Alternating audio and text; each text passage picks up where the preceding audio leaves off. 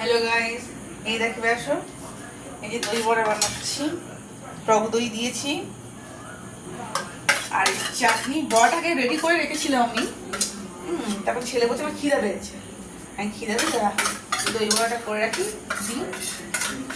দই দিয়েছি, বড়া দিয়েছি, আর এই তোমার তেঁতুলের চাটনি যে তোমার সাথে শেয়ার করেছিলাম, তেঁতুলের চাটনি করেছি বড়া দিয়ে। সুজির বড়া কিন্তু বিউলি চালের না। করে এটা রেখেছি, এই যে এখন দেবো। এই যে একটু ঝুড়ি ভাজা দেবো, এই যে একটু ঝুড়ি ভাজা দেবো। এই যে আমার প্লেটটা মনে নেই, একটু ঝুড়ি ভাজা একটু মেয়েটা দিই।